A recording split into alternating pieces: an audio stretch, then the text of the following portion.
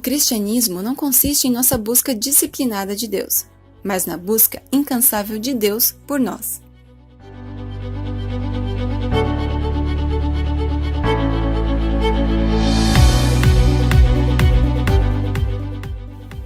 Durante todo o mês de março, na comunidade Apóstolo Pedro, ouviremos sobre o amor ilimitado de Deus.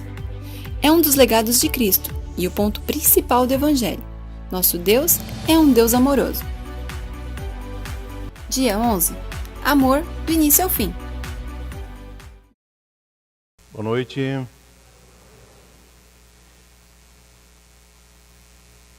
Quero dizer o quanto esse tema é desafiador, por mais simples que a palavra amor pareça ser, mas falar de um amor que inicia e que não tem fim, com certeza é algo desafiador.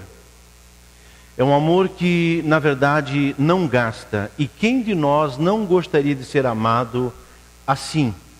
Um amor que nunca acabasse e que ficasse firme para sempre. Eu acho que quem é amado assim, com certeza, vai dizer que é uma pessoa muito feliz.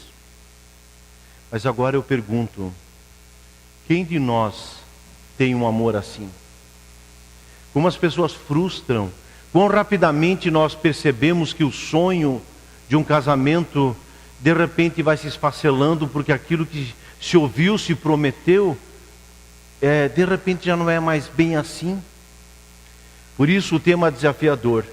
Lembra aqui daquela frase conhecida de Freddie Mercury, do grupo Queen, né? Não é verdade? O que adianta ter milhões de dólares, milhões de fãs, mas nunca ter experimentado um amor que tenha valido a pena? É um clamor, é uma busca por um amor que permaneça. Quem de nós pode dizer que é amado assim? Eu lembro aqui de uma história de um velhinho que ele estava na sala de espera, consultório médico, ele estava bastante ansioso. E quando ele então finalmente é atendido pelo médico, o médico percebe que ele está ansioso. E aí ele diz: doutor, vai demorar muito? Mas o médico curiosamente diz: mas meu senhor, por que o senhor está tão ansioso?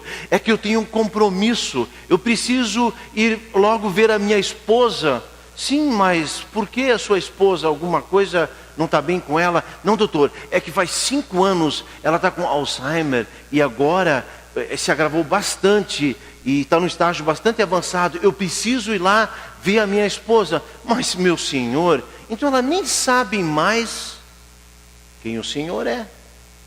E aí ele diz: ela de fato não sabe mais quem eu sou, mas eu sei quem é ela. Eu acho que é nesse caminho que nós vamos ter que entender essa palavra. Às vezes nós não sabemos mais o que é o amor de Deus, e quando ele nos é dito, parece que a nossa mente não processa mais isso. Mas Deus sabe quem nós somos.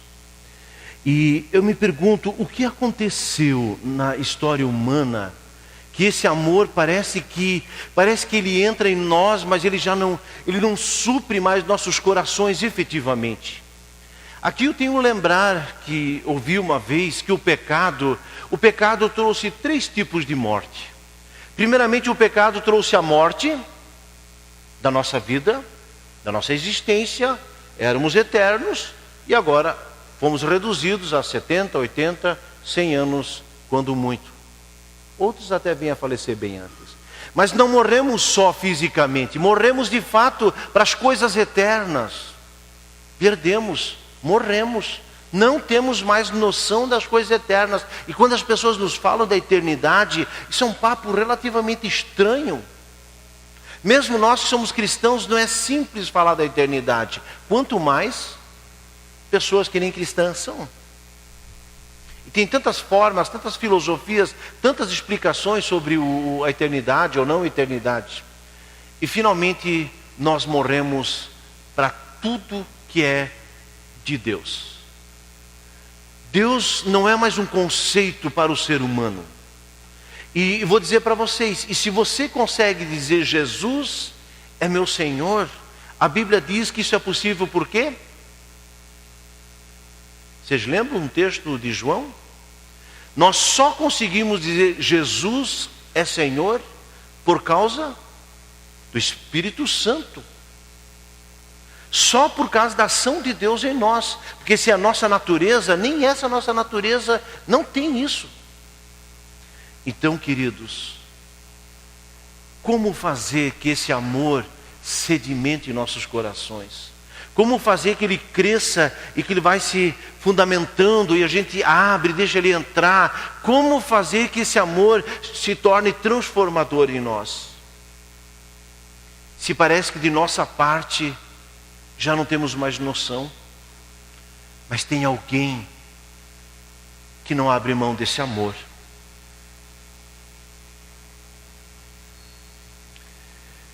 Mas tem um bom exemplo. Eu acho assim que é incrível quando nós vemos, por exemplo,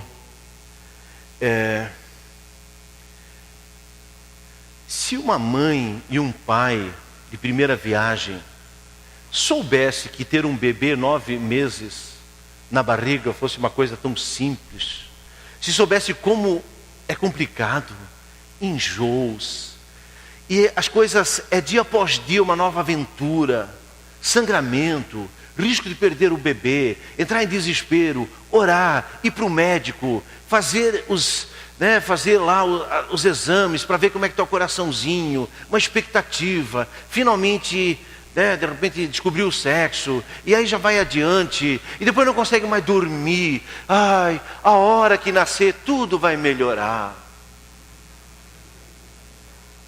Parece que daí começa mesmo. Aí o nascimento, eu lembro muito bem da Kátia, ela fez aqueles exames. Fui eu segurando a mãozinha dela para que tivesse um parto normal, maravilhoso. Eu estava quase pegando o ritmo já. De repente veio tudo errado, ninguém mais respirou, ninguém mais segurou a mão. Era uma angústia pura, porque nossa filha nasceu na Alemanha e levou 29 horas que finalmente foi um parto, então por cesárea, porque na Alemanha na época não se fazia cesárea, tinha que tentar insistir parto natural.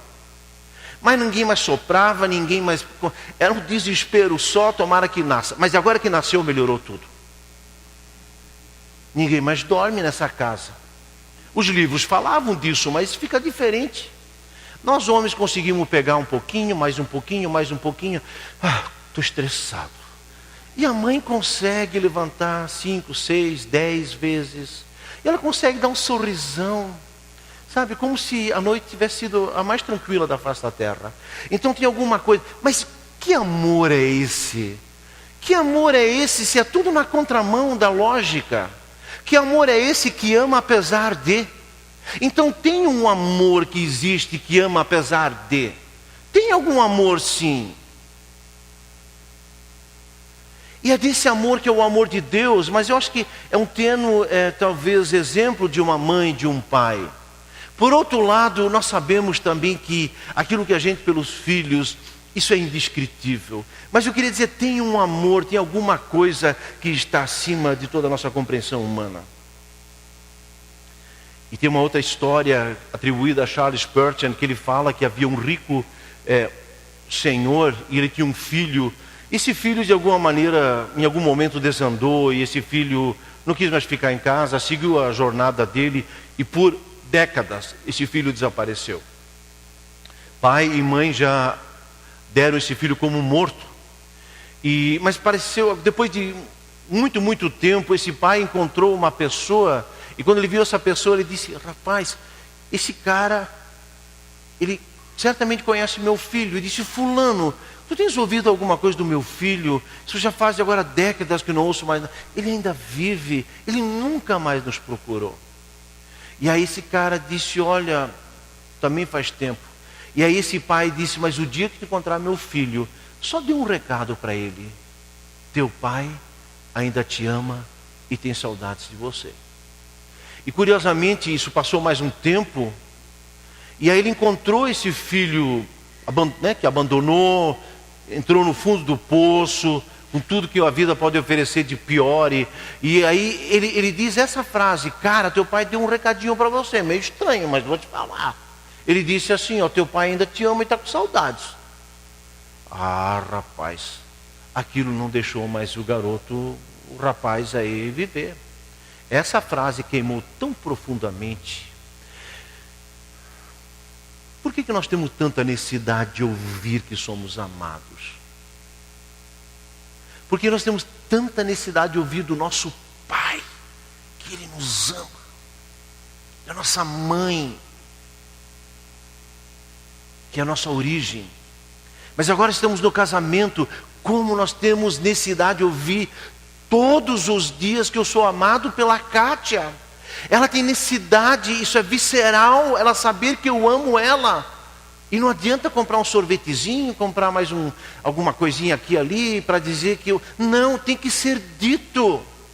Porque a palavra, ela tem uma ação sobre nós, que é algo muito de Deus.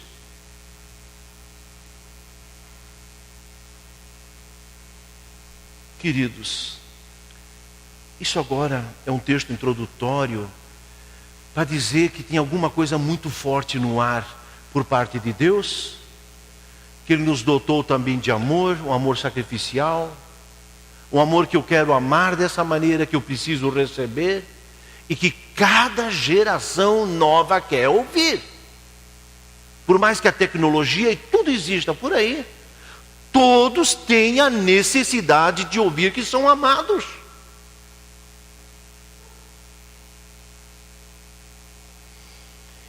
Tem uma história agora que nós vamos mergulhar num texto de Ezequiel, capítulo 16. E esse capítulo 16 é um capítulo bastante interessante. Eu confesso que eu nunca preguei sobre esse texto. Eu também não pregaria hoje à noite sobre ele, se não fosse meu caro colega Rafael, que disse: William, fala sobre esse texto. Mas essa coisa de séries já aconteceu assim, né, Daniel? A gente depois faz e nem percebe a roubada que nós entramos. Mas de alguma maneira é um desafio também. Mas eu quero dizer que esse capítulo 16, ele é uma história muito impactante, talvez uma linguagem que até vai nos chocar um pouquinho. Mas eu creio que aqui o profeta, ele tem essa tarefa de chocar. Porque chega um momento que é necessário chocar. Por isso então, palavra do Senhor. Assim começa. Veio a mim a palavra do Senhor. É o versículo 1. O profeta Ezequiel recebe uma palavra do Senhor. Na verdade, essa palavra do Senhor, ela era também uma expressão típica da profecia. Existem algumas expressões que, tipo, em verdade vos digo. Algumas expressões desse tipo, assim também, palavra do Senhor. Ou quando talvez o nosso pai dizia: agora escuta, eu quero falar uma coisa. Sabe, tem algumas frases assim, né? Que de repente vem, opa, agora nós temos que ouvir. Quando vem palavra do Senhor. Que palavra é essa? É a palavra do Criador. Que a terra era sem forma e vazia, e Deus disse. E essa terra, né, sem forma e vazia, se formou. Ela ficou preenchida. E Deus disse: haja luz, veio luz. Tem alguma coisa muito forte a partir dessa palavra. Essa mesma palavra que também Deus depois decretou juízo através de Moisés, através de Noé para a humanidade. Depois, em capítulo 12 de Gênesis, Deus chama Abraão, sai da tua terra, palavra do Senhor. Mais adiante depois, Moisés, agora sim, Moisés que é chamado de Midian para ir até o faraó e dizer: tira esse povo. Deus vai chamando, Deus vai usando profetas, homens, mulheres de Deus para, através da sua palavra.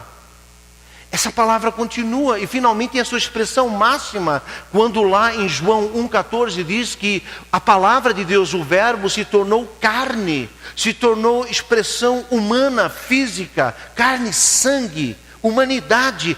Deus se transforma, a palavra dele é a palavra sempre. Palavra que vem para dizer e transformar.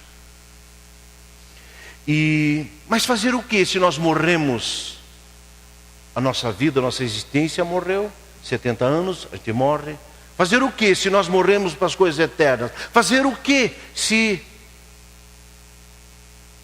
morremos para as coisas divinas?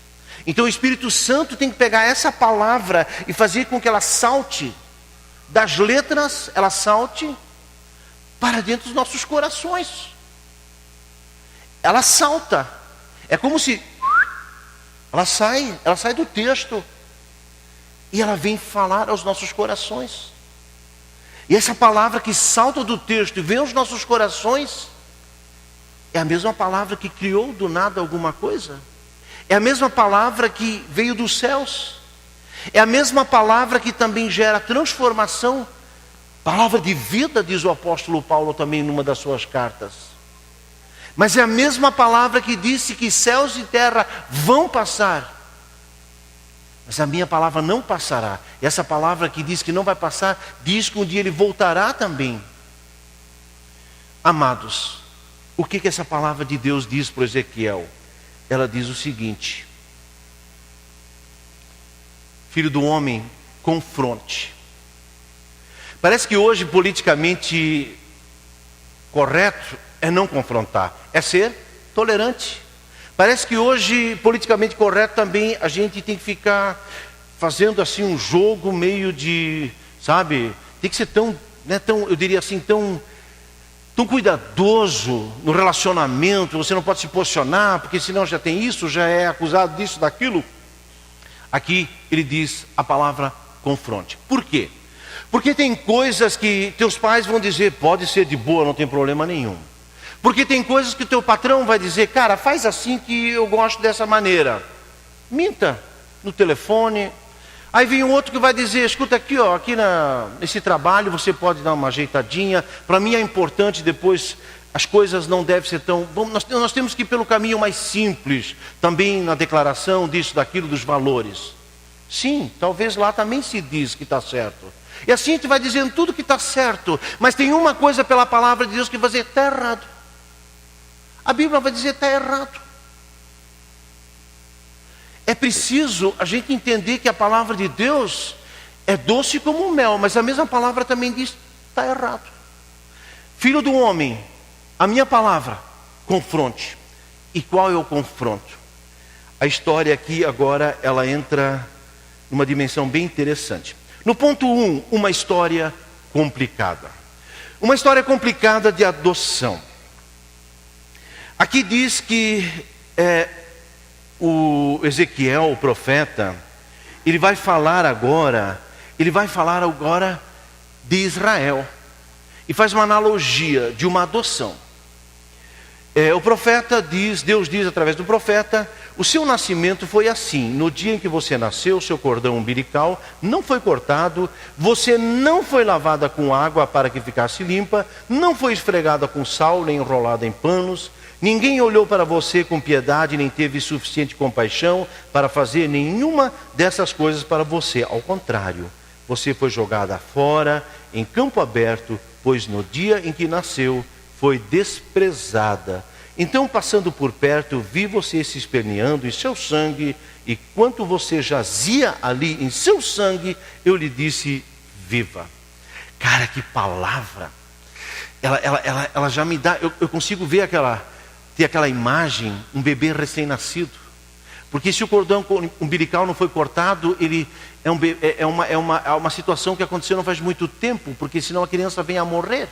Então foi algo recente. O sangue ainda estava molhadinho naquele bebê.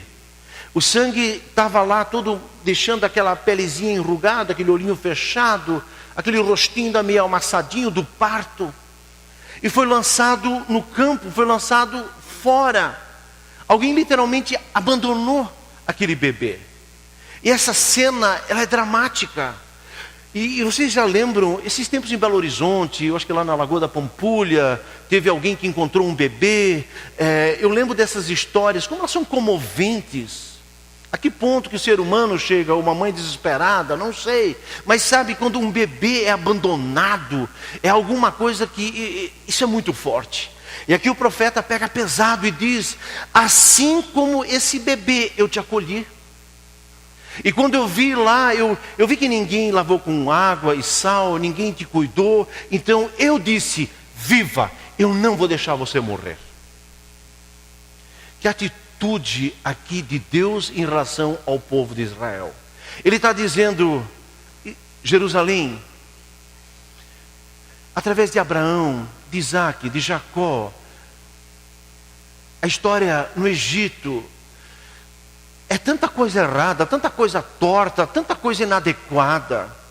É como um bebê abandonado que não teria perspectiva nenhuma para viver, e eu resolvi te amar e digo, viva.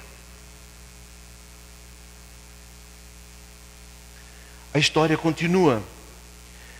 Todo cuidado para o maravilhoso desenvolvimento.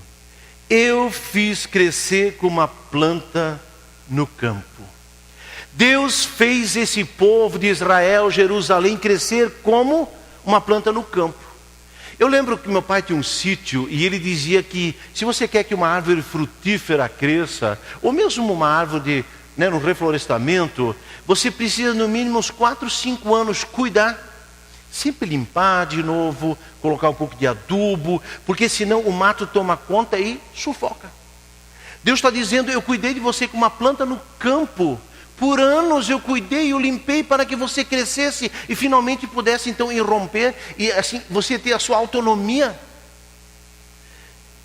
Eu fiz crescer você como uma planta no campo.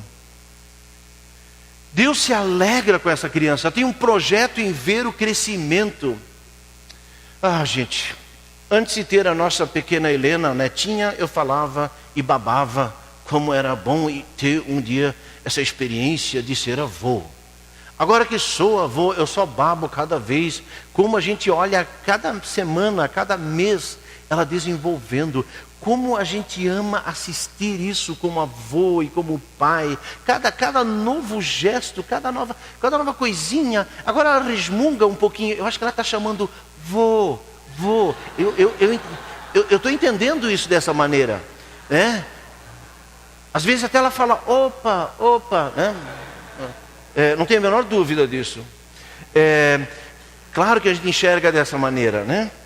Mas eu queria dizer, é muito bom. Deus olhou para o seu povo cheio de alegria. Aquele bebê desenvolvendo agora, crescendo, cheio de cuidado. Mas é interessante, no versículo 8, agora a terceira parte, exposição e vulnerabilidade. Aconteceu o que aqui o profeta diz mais tarde, quando passei de novo. Eu preciso voltar aqui um texto, desculpe agora. Ainda no ponto 2, todos cuidados para um maravilhoso desenvolvimento. Você cresceu, se desenvolveu, se tornou mais linda das joias. Seus seios se formaram, seu cabelo cresceu, mas você ainda estava totalmente nua. Interessante aqui, Deus está dizendo, eu vejo você uma menina que cresceu. Essa linguagem ela é um pouquinho, assim, até um pouco, eu diria, ela talvez um ambiente até um pouco estranho falar na igreja sobre isso, mas eu tentei interiorizar isso. O que quer dizer isso? Sabe o que quer dizer isso? O seguinte, eu sou pai, nós somos pais do Gabriel, nosso filho, um filho melhor, eu não podia imaginar jamais no mundo como o nosso filho Gabriel, de tanta alegria que ele nos dá. Mas também somos pais da Bárbara. Tem algo no feminino. Quem aqui é pai de meninas? Por favor, levante a mão. Eu vou dizer para vocês, o piato dá uns cascudos, tu joga futebol, mas a filha, tem gente que vai querer dizer que isso é uma questão ideológica, educação, etc. e tal. Mas tem alguma coisa numa menina que você cuida e trata. Fala para um pai de 2, 3 meninas, e tem vários pais aqui. De um dia o rapaz que vai aparecer, vai sentar no seu sofá, vai pegar então o teu controle de televisão, vai sentar na tua televisão e vai beijar a tua filha. Cara, só em pensar nisso bate o desespero, né, Rafael? Júnior, cara, isso merece ter um preparo muito grande emocionalmente, porque isso é complicado, cara. Nós temos uma preocupação tão grande que nossas filhas, Pai dos filhos, amém, pela esposa que o Gabriel tem, e nós queremos sim que eles sejam honrados, mas a preocupação, porque parece que a nossa filha tem uma coisa assim muito especial, eu acho que aquilo que Deus colocou para alegrar a humanidade e os homens, a mulher tem algo muito especial. Mas esse tesouro especial também, ele se torna objeto de cobiça, de olhares maldosos, muitas vezes do abuso machista. Quando esses dias de novo eu vi que cada 2 segundos uma mulher no Brasil, ela é violentada, ela é machucada. Cara, isso é muito dramático ainda. É terrível que os homens conseguem fazer tanta coisa má sobre as mulheres. E é certo que as mulheres briguem também por essa justiça. Tem que ser, porque Deus não fez assim. Mas ainda assim eu quero dizer, Deus compara aqui esse ciúme que ele tem da sua filha, assim ele compara agora seu povo de Israel, Jerusalém, a sua cidade, a filha de Sião. Agora sim, mas ele percebe que essa vulnerabilidade, há uma exposição. Agora versículo 8, mais tarde quando eu passei de novo por perto, olhei para você e vi que já tinha idade suficiente para amar. Essa menina agora estava com o corpo formado. Ela poderia já ser dada em casamento. Ela poderia criar uma nova família. Então eu estendi a minha capa sobre você e cobrir a sua nudez, a sua sensualidade. Sim, eu fiz um juramento e estabeleci uma aliança com você. Palavra do soberano Senhor, e você se tornou minha. Nós pais às vezes não entendemos que os filhos, mesmo as filhas, a gente acha que é quase propriedade, mas depois quando casam, elas seguem, e mesmo pai e mãe se tornam parentes, porque elas criaram uma nova família. Eu lhe dei banho de água, lavá-lo, limpei seu sangue, perfumei como criança. Pus-lhe um vestido bordado, sandálias de couro. Eu vesti de linho novo e cobri com roupas caras. Adornei com joias, pus braceletes em seus braços, uma gargantilha em torno do seu pescoço, dei-lhe um pendente. Pus brincos em suas orelhas, uma linda coroa em sua cabeça. Assim você foi adornada, adornada com ouro e prata, suas roupas eram de linho fino, tecido caro e pano bordado. A sua comida era melhor farinha, mel e azeite de oliva. Você se tornou muito linda e uma rainha. Sua fama espalhou-se entre as nações por sua beleza, porque o esplendor que eu lhe dera tornou perfeita a sua beleza. Palavra do soberano Senhor. Cara, esse aqui é um programa dos melhores, que não tem televisão que vai concorrer com aqueles programas que pegam alguém agora da rua, né? De repente uma pessoa simples ou que não tem bom gosto, e a primeira coisa é um banho de loja.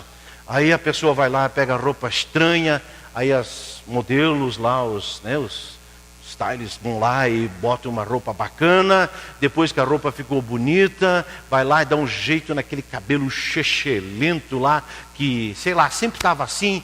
Vai lá, dá um trato, a pessoa tem medo, inclusive, de encarar a tesoura, mas fica lindo, maravilhoso. E finalmente vem uma daquelas representantes, vendedora da Avon, faz lá um troço bacana, no final dá uma maleta ainda, que todas as mulheres têm inveja, e aí aquela pessoa que entrou dessa maneira, saiu de uma maneira fantástica. Eu acho que não tem programa desse que chega aos pés daquilo que Deus faz com o seu povo. Que amor, né? Cara, é bonito, falando de coisas aqui, de joias, de brinco, de sapato. Mulheres, isso é bíblico. Comprar roupa é bíblico. Vocês estão vendo aqui, ó? Isso é de Deus, sim, sim, sim. Nós temos que dar uma força legal para elas. Calma, rapaziada, calma. Eu sei que isso não foi muito inteligente de minha parte, né?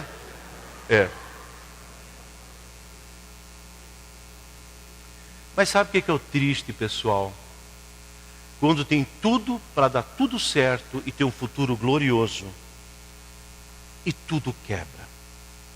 Mas você confiou em sua beleza e usou sua fama para tornar-se uma prostituta. Cara, que palavra, como dói, cara. tinha tudo para ficar lindo, tudo para ter um futuro glorioso.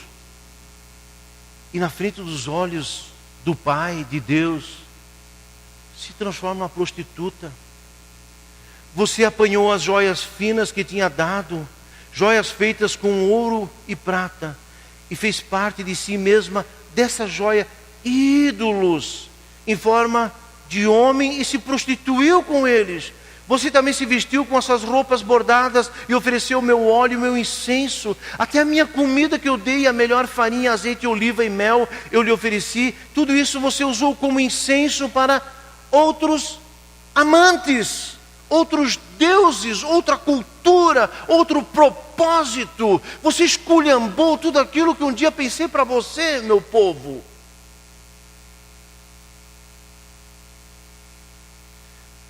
Ponto 5. Um abismo chama o outro.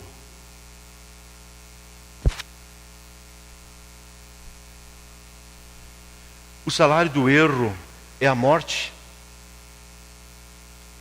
Uma desgraça puxa a outra. Vocês já viram isso em pessoas, na vida de pessoas? Como é que pode, né? Que às vezes, cara, começou tão bem, e vai desandando, desandando, desandando, e parece que a pessoa não tem limite. Em todas essas suas práticas detestáveis, como em sua prostituição, você não se lembrou dos dias da sua infância. Quando você estava totalmente nua, esperneando em seu sangue, eu te peguei e disse: viva. Ai, ai você. Palavra do soberano Senhor, somando a todas as suas outras maldades, você construiu para si mesmo altares, santuários elevados em cada praça pública. No começo de cada rua você construiu santuários elevados, deturpou sua beleza, oferecendo seu corpo com promiscuidade cada vez maior a qualquer um que passasse. Para mim, mais uma vez, fica claro essa analogia, quando a nossa sexualidade ela perde o seu lugar criado por Deus, quando nós perdemos a pureza sexual, quando nós não protegemos mais a nossa sexualidade. É curioso que geralmente é através dessa queda, dessa censura natural, dessa timidez, dessa vergonha da sua intimidade que a gente segura e não quer passar para todo mundo, quando essa censura vai rompendo, geralmente também vai corrompendo a alma na questão da espiritualidade. Geralmente os grandes povos, os grandes impérios, eles não caíram por poderes bélicos, geralmente em torno da sua sexualidade. A sua sexualidade leva também à prostituição no sentido da idolatria e também da conduta moral. Isso não é aqui por acaso, que Deus disse: você se corrompeu, você se tornou leviano, leviana, e a partir disso tanta outra coisa ruiu.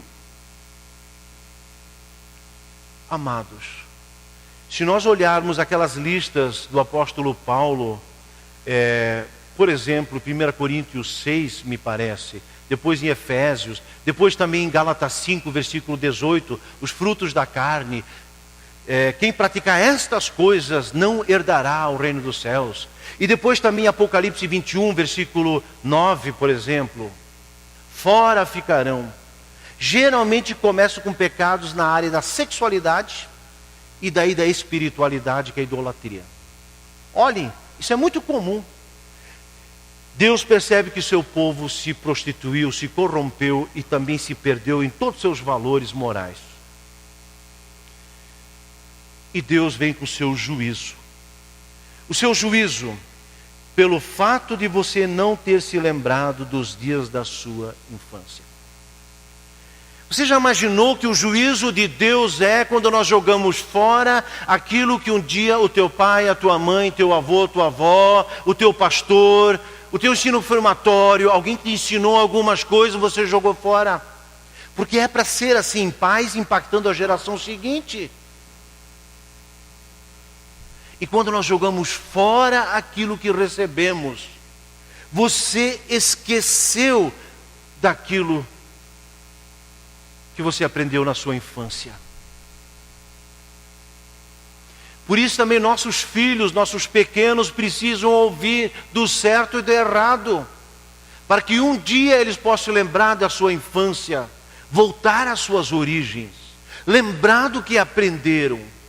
Memoriais, já falamos uma vez sobre isso. Se nós não criarmos memoriais, um dia nossos filhos vão ser adultos, e quando estão na pior crise eles não vão lembrar de nada, porque não foram criados memoriais. Os mandamentos, o dia do Senhor, que é o domingo, a leitura da palavra conjunta em família, a oração. Se nós não criarmos isso, nossos filhos um dia eles não vão ter, e aí não vão ter nada para lembrar da sua infância. E para mim o juízo não cai apenas em cima da não lembrança, o juízo cai sobre os pais daqueles que não geraram nada nesses filhos, que um dia possam ser memoriais de lembranças.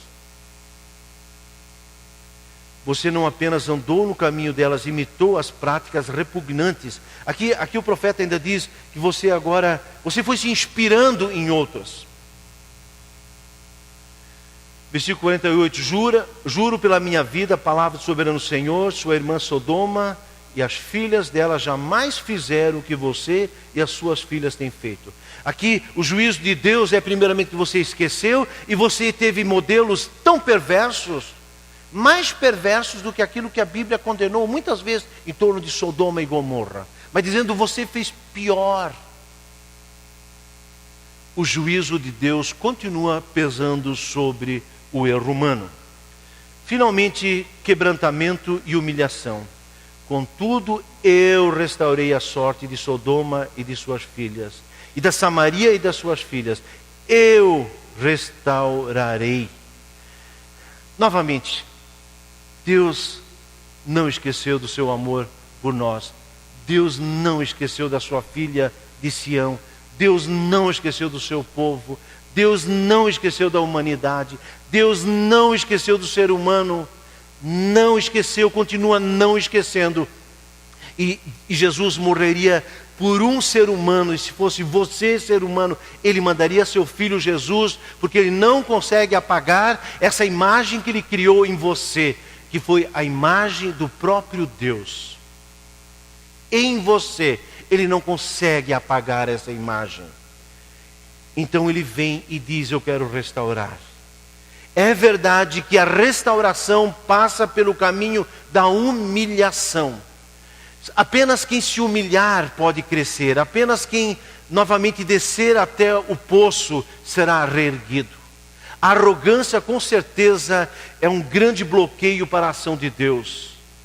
Tem um texto bacana que diz assim: Deus resiste aos soberbos, mas aos humildes concede a sua graça.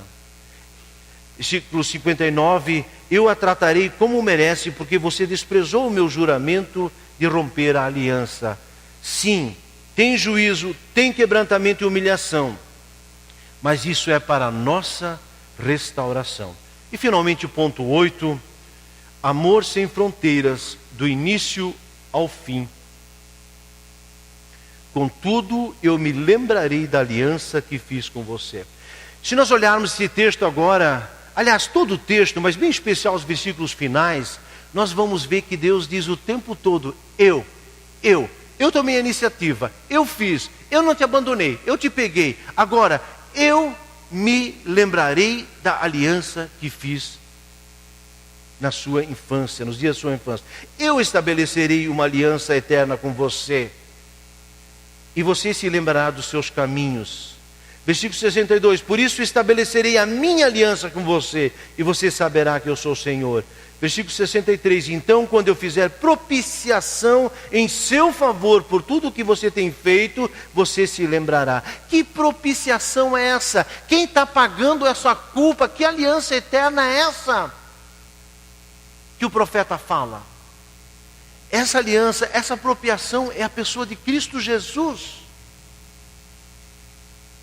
E na pessoa de Cristo Jesus, esse amor sem fim, sem limites, sem fronteiras, alcança seu formato pleno e perfeito. Mas amados, morremos. Até isso virou história repetitiva. História a cada Natal, cada Páscoa. Botamos outros significados, Pinheirinho, Papai Noel, Coelhinho. Numa história tão importante como a morte de Cristo na cruz. Banalizamos. Estamos diante da Páscoa de novo, queridos. O meu clamor meu pedido, minha oração, o nosso trabalho, que a gente lembre que aquilo teve um motivo, é o ser humano, a humanidade da qual você e eu fazemos parte. Deus vai restaurar. Ele faz aliança eterna. Ele decreta misericórdia. Ele lembra da aliança, ele faz a sua justiça através do seu Filho Jesus. Por isso estabeleceria minha aliança com você. Você saberá que eu sou o Senhor. Então, quando eu fizer propiciação em seu favor, e tudo que você tem feito, você se lembrará e se envergonhará. Jamais voltará a abrir a boca por sua humilhação. Palavra do soberano Senhor. Por que temos tanta necessidade de receber e saber desse amor incondicional? Mas por que é tão difícil a gente gerar e dar esse amor incondicional? Queremos ver um breve vídeo aí. Depois disso, encerrando aqui nosso tempo. Você já assistiu o filme A Lista de Schindler? 1000 vidas foram salvas. E o Senhor me levou a assistir esse filme. Eu falei, mas por que eu vou assistir a Lista de Schindler? Schindler, para aqueles que não assistiram, foi um alemão que viveu durante a Segunda Guerra Mundial. Enquanto os nazistas, seguidores de Hitler, perseguiam os judeus, então aqueles judeus que estavam indo para o campo de concentração para morrer, Schindler pegava dinheiro, subornava os soldados nazistas, pegava essas pessoas, crianças, jovens, adultos, mulheres, e trazia para dentro da sua fábrica. Lá eles estavam seguros. Lá na sua fábrica, ele conseguiu, com o dinheiro que tinha, comprar, subornar. Ele conseguiu salvar 1.100 pessoas, crianças, jovens, velhos, senhoras. Ele trouxe para a sua fábrica. E teve uma noite que ele fez as suas malas e ele correu em direção ao seu carro. E quando ele chegou diante do seu carro, se apresentou dele uma multidão. Eram as 1.100 pessoas que ele tinha salvado dos alemães. Escrevemos uma carta, tentando explicar as coisas, no caso do senhor ser capturado. Todos os operários assinaram.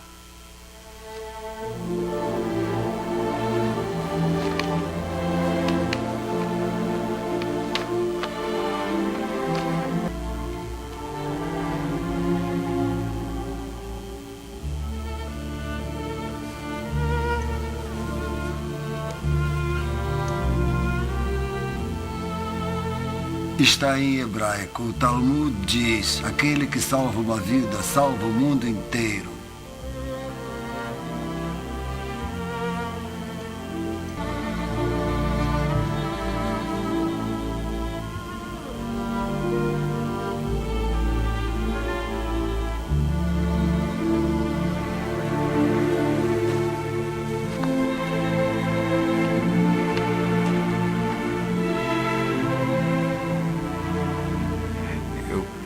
Salvado mais. Eu podia ter salvado mais. Eu não sei se ao menos podia. Oscar, aqui estão 1.100 pessoas que estão vivas por sua causa. Olhe para elas. Se eu tivesse guardado mais dinheiro.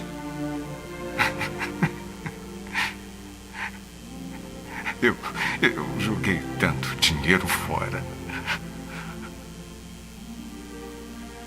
Você não tem ideia. Se ao menos... Haverá outras gerações por causa do que o senhor fez. Não fiz o suficiente. O senhor fez muito.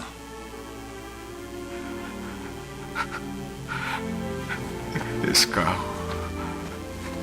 Eu teria comprado o carro. Por que fiquei com ele? 10 pessoas só nesse carro. 10 pessoas. 10 pessoas a mais. E isto, 2 pessoas. É de ouro. Mais 2 pessoas. Eu teria conseguido 2 pessoas. Uma a mais, pelo menos. Uma pessoa. Uma pessoa. Eu podia ter salvado mais uma pessoa e não salvei. Eu não salvei. Eu não salvei.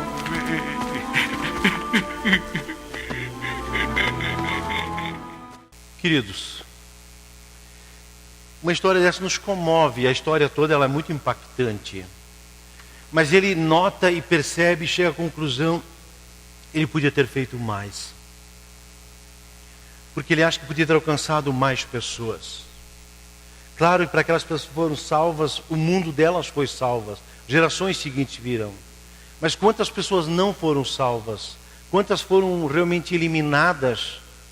E ele diz, ele podia ter feito mais. Eu preciso encerrar dizendo que Jesus, ele não precisa fazer mais. Tu consegue imaginar que ele já fez tudo? Não uma aliança de ouro, não um carro. Ele fez tudo que podia ter sido feito para que você não perca a vida eterna e volte a viver eternamente, volte a experimentar Deus na sua existência. Deus fez tudo em Cristo Jesus, e sendo nós ainda pecadores, o que nós vamos fazer com um amor desse sem fim?